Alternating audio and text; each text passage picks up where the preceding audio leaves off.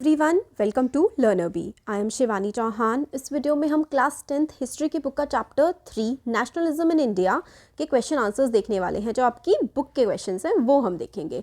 तो पहला क्वेश्चन है why growth of nationalism in the colonies. तो कॉलोनीज क्या थी? जैसे कि हमारा देश भारत था उस समय पर वो ब्रिटेन की कॉलोनी था, यानी कि हम गुलाम थे ब्रिटेन के।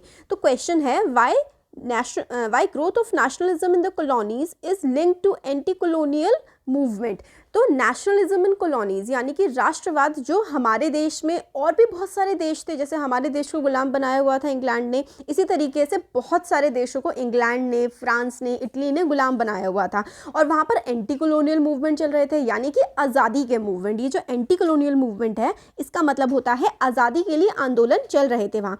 तो भाई एंटी कॉलोनियल मूवमेंट, आज़ादी के लिए मूवमेंट जो चल रहे थे, उससे पूरे देश के लोगों में देशभक्ति की भावनाएं कैसे उत्पन्न हो गई थी, ये हमें आंसर इस क्वेश्चन का देना है।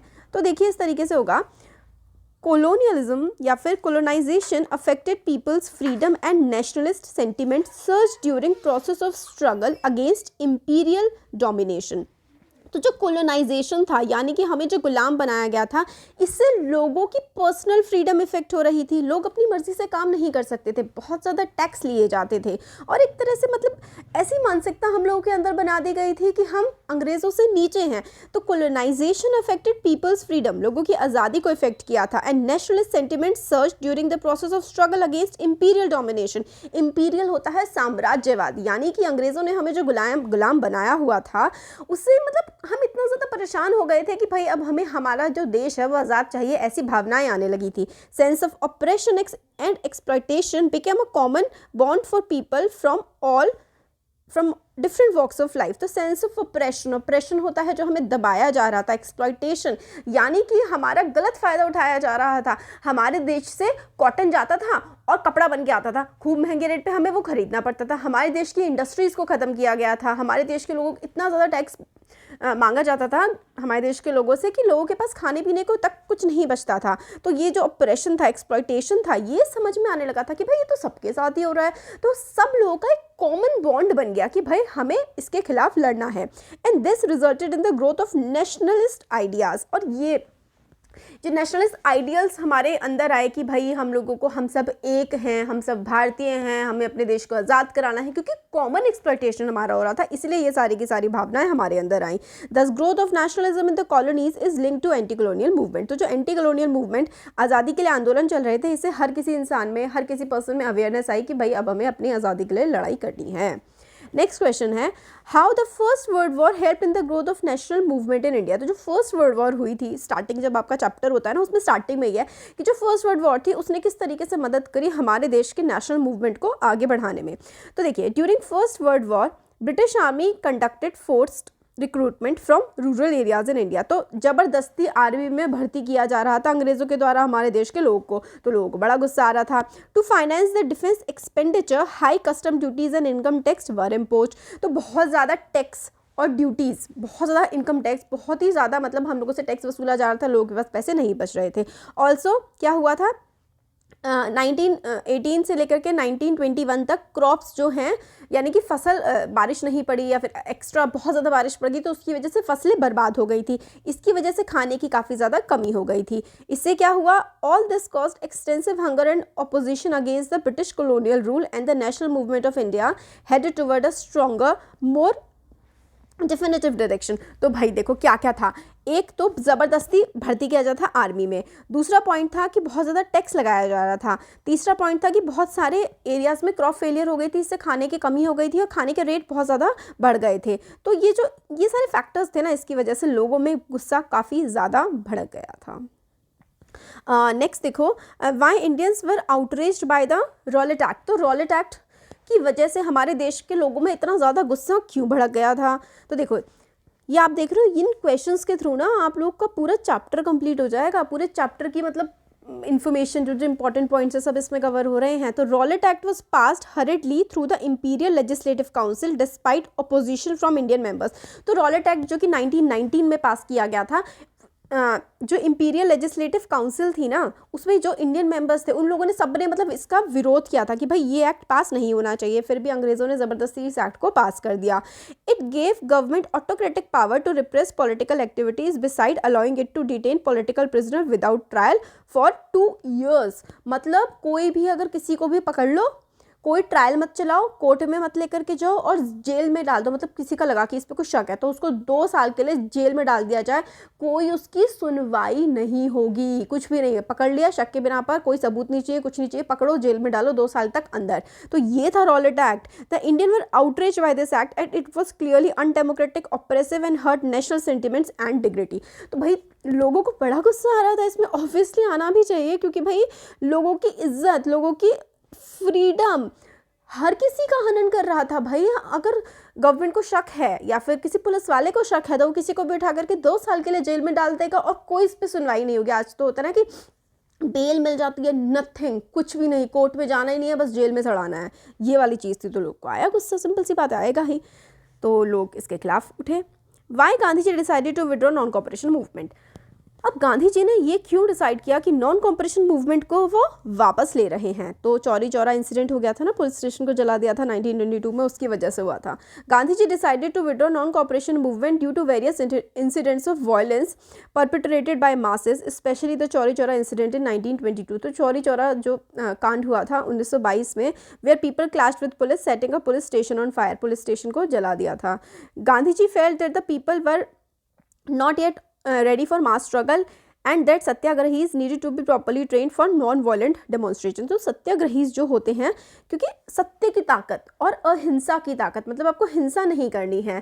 तो गांधी जी को लगा कि भाई हिंसा हो रही है, लोग सच्चाई के रास्ते पर नहीं चल रहे हैं, इसलिए उन्होंने नॉन कॉपरेशन मूवमेंट को वापस ले लिया। नेक्स्ट है देखो, what is meant by the idea of satyagraha. तो जो ये सत्याग्रह का आइडिया है गांधी जी का, इसका मतलब क्या होता है। The idea of Satyagraha implies a unique method of mass agitation that emphasizes the power of truth। सच्चाई की ताकत को ये दर्शाता है। and need to search for truth, मतलब सच को खोजने के लिए ये काम करता है। it upholds the belief that if cause is true and the fight is against injustice and there is no need for physical force और कोएशन अगेंस्ट द ऑप्रेसर। तो गांधी जी कहते थे अगर जो आपकी लड़ाई है वो असत्य के खिलाफ है, यानी कि अगर कोई आपके साथ गलत कर रहा है उसके खिलाफ अगर आप आवाज़ उठा रहे हैं तो आपको कोई भी अहिंसा करने की ज़रूरत नहीं है। मतलब अगर कोई इंसान गलत है ना, उस गलत के खिलाफ आप आवाज़ उठा रहे हैं तो आप अपने आंदोलन के माध्यम से ही जीत सकते हैं। आपको हिंसा का सहारा लेने की कोई ज़रूरत नहीं है। अगर आपका कॉज राइट है, अगर आप सही हैं तो आप सत्य के मार्ग पर चलकर ही जीत हासिल कर सकते हैं। Satyagraha is synonymous with a non violent agitation where an appeal is made to oppressor's conscience to search for justice. तो जो सत्याग्रह का है, मतलब आप जो इंसान आपके साथ गलत कर रहा है उसके आप कंसाइंस को, उसके अंतरात्मा को झंझोड़ने की कोशिश करते हैं कि उसकी अंतरात्मा ही उस इंसान से कहे कि भाई तुम गलत कर रहे हो, सामने वाला इंसान के साथ ये गलत काम नहीं होना चाहिए जो तुम कर रहे हो। तो यही है सत्य का आग्रह। आप सत्य के लिए आग्रह कर रहे हैं कि सच्चाई का साथ दो, सही का साथ दो, गलत काम मत करो। Gandhi ji believe that this dharma of non violence could be the cause of national unity and harmony. Gandhi ji मानते थे कि जो सत्य का आग्रह है इसी से जो है राष्ट्र हमारा एक होगा और शांति आएगी। Newspaper report, right a newspaper report. आपको एक न्यूज़पेपर रिपोर्ट लिखनी है। बेसिकली आपको जलियांवाला बाग जो मैसेकर हुआ था उसके बारे में बताना है और साइमन कमीशन के बारे में बताना है। तो Jallianwala Bagh massacre facts on 13 April 1919 general Dyer blocked the exit points from the enclosed ground of Jallianwala Bagh, where large crowd had gathered, some to protest against the British government's repressive measures, other to attend the annual Baisakhi fair।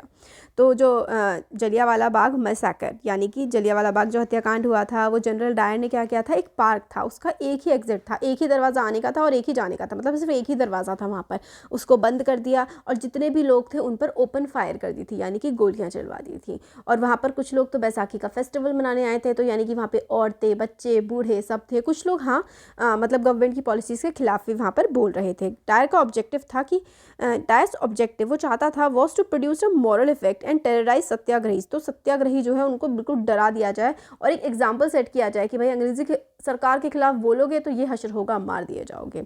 Hundreds of innocent people including women and children were killed on this day in the indiscriminate firing by British soldiers. तो हज़ारों बच्चे औरतें मर गए जो ये firing कर दी गई थी डायरेक्ट ब्रिटिश सोल्जर्स के द्वारा।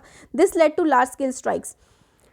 पूरे देश में आंदोलन हुए, पुलिस के बीच में क्लैशेस हुए, गवर्नमेंट की बिल्डिंग्स पर अटैक किया गया। और क्योंकि मतलब यार इतने हज़ारों लोगों को मार दिया गया, निहत्ते लोगों को, वो तो सिर्फ इकट्ठा हुए थे बैसाखी का पर्व मनाने के लिए एक ग्राउंड में, और उन लोगों को मार दिया गया। तो इसलिए इसके खिलाफ पूरी दुनिया में मतलब हुआ था आउटरीच कि भाई ये चीज़ गलत हुई है, और हमारे देश में बहुत इसके खिलाफ जो है रैलियाँ निकाली गई थी। साइमन कमीशन क्या था? तो Simon commission arrived in India in 1928 and faced protest slogans of go back Simon. तो मतलब साइमन कमीशन 1928 में आया था और जैसे ही मतलब इसमें कोई भी इंडियन नहीं था, तो इसलिए हमारे देश के लोगों को ये बिल्कुल पसंद नहीं आया और गो बैक साइमन के झंडों के साथ इनका स्वागत किया गया था कि भाई तुम वापस चले जाओ, मत आओ यहाँ। It was because this body was to suggest constitutional changes in Indian governments but did not have any Indian. अब इंडिया के संविधान में ये लोग बदलाव लाना चाहते थे या फिर बनाना चाहते थे और कोई इंडियन नहीं था, ये बात तो गलत थी। Congress and the Muslim league jointly demonstrated against it. Congress, Muslim league सब ने इसके खिलाफ आंदोलन किए थे। लॉर्ड इरविन ने अनाउंस किया था इसको एक announced a vague dominion status for India to quell the movement, leading to a round table conference in October 1929। तो अक्टूबर 1929 में एक राउंड टेबल कॉन्फ्रेंस भी रखी गई थी। गोल मेजी सम्मेलन हुआ था कि भाई किस तरीके से इंडिया का फ्यूचर कॉन्स्टिट्यूशन रहेगा उसके लिए बात करने के लिए।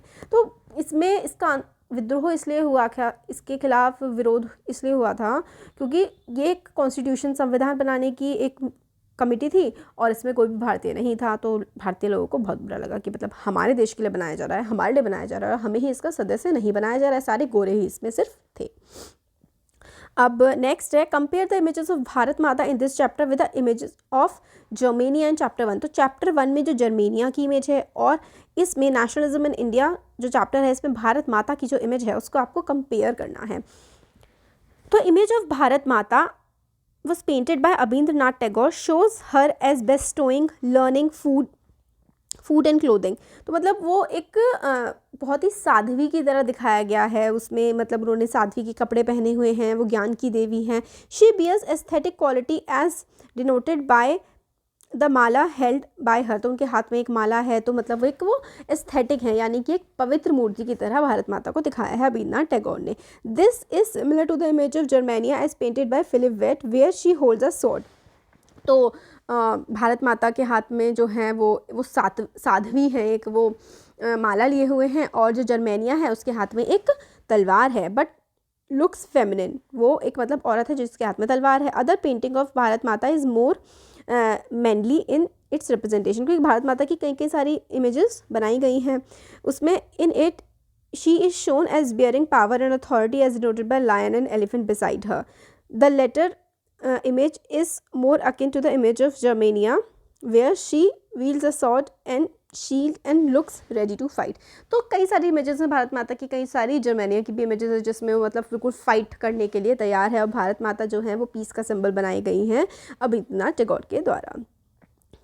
आगे भी कुछ क्वेश्चन है डिस्कस वाले। तो ये देखिए, list all the different social groups which joint non cooperation movement of 1921। तो 1921 का जो मूवमेंट है वो किस किसने ज्वाइन किया था। Then choose any 3 and write about their hope struggle to show why they join the movement. तो क्यों उन्होंने मूवमेंट ज्वाइन किया था। तो काफ़ी सारे डिफरेंट सोशल ग्रुप्स ने नॉन कॉपरेशन मूवमेंट ज्वाइन किया था 1921 में। Where the urban middle class जिसमें लॉयर, टीचर, हेडमास्टर, स्टूडेंट, ठीक है थे, और ट्राइबल लोगों ने भी ज्वाइन किया था, वर्कर्स ने भी ज्वाइन किया था, पीजेंट ट्राइबल वर्कर्स ने भी ज्वाइन किया था जो कि गांव के इलाके से थे। और उनमें होप थी कि भाई सेल्फ इमेंसिपेशन, हम लोग अपने आप को ऊपर उठा सकते हैं, देश को आगे बढ़ा सकते हैं, आज़ाद करा सकते हैं। पीजेंट ने भी रिबेल किया था, जो किसान थे उन्होंने ताल्लुकदारों के और ज़मींदारों के ख़िलाफ़, क्योंकि बहुत ज़्यादा उनसे रेंट लिया जाता था और बिना पैसे दिए काम करवाया जाता था, उसके खिलाफ़ विद्रोह किया। ट्राइबल लोगों ने भी विद्रोह किया क्योंकि उनको फॉरेस्ट से बाहर नहीं निकलने दिया जाता था ब्रिटिश गवर्नमेंट के द्वारा, है ना, और या तो बिल्कुल मतलब उनको अंदर ही रहना होता था फॉरेस्ट के, या तो वो बाहर ही नहीं जा सकते थे या फिर बाहर थे तो अंदर नहीं आ सकते थे, इस तरीके के रिस्ट्रिक्शंस लगाए जाते थे। Plantation workers on the other hand desired freedom to move about and retain links with the village they come from. तो प्लांटेशन वर्कर्स, जैसे कि टी प्लांटेशंस होती थी, उसमें काम करने वाले जो वर्कर्स थे उनको बाहर नहीं जाने दिया जाता था टी प्लांटेशन से, तो वो चाहते थे उनको आने जाने की आज़ादी हो। All three believe that Gandhi Raj would come in the non-cooperation movement and this would mark an end of the sorrows, hence they joined anti-colonial struggle। तो लोगों को लगता था कि वो इस विद्रोह का हिस्सा बनेंगे और फिर उसके बाद आज़ादी आएगी और वो अपनी मर्जी से ज़िंदगी जी सकेंगे। तो अर्बन मिडिल क्लास, पीजेंट्स और ट्राइबल्स ने इस मूवमेंट को ज्वाइन किया था। तो ये हम लोगों ने कुछ क्वेश्चंस देख लिए इसके।